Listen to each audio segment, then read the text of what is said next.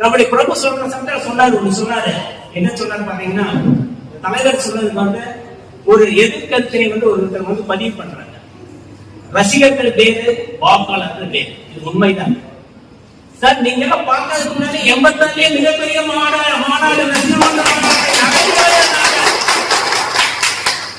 தமிழகமே சந்தித்தது. புரட்சி தலைவர் எம்ஜிஆர் கூப்பிடுறாரு 86 நடந்த சமயத்துல, நீங்க வந்து என் கட்சியில் இணைந்து கொள்ளாங்க கேட்டாரு. வேண்டாம் சொன்னார் நம் தலைவர் அவர்கள். அப்படி பல நிகழ்ச்சிகளை செய்து காட்டியவர்கள் நம்முடைய நற்பணியை காத்தார். அப்படி தாண்டி வந்திருக்காங்க. தலைவர் சொன்ன மாதிரி பாத்தீங்கன்னா IPS ஆபீசர்ல இருந்து IAS ஆபீசர்ல இருந்து டாக்டர் இருந்து வழக்கு இருந்து அத்தனை கட்சிகள் வந்து சேர்ந்தாங்க. இப்ப ஆரம்பிச்ச கட்சிகள் வந்து அப்படி ஒருத்தராக சேர்ந்துட்டாங்க இல்லவே இல்லை.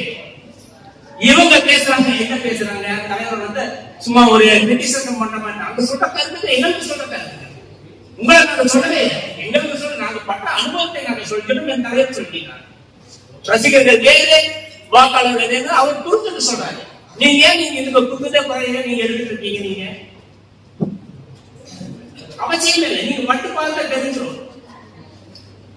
தலைவர் அரசியல் ஞானம் என்பது ஒரு சாதாரண நிலைய அவர் உலக அரசியல் தெரிந்து கொண்ட நம்முடைய தலைவர்.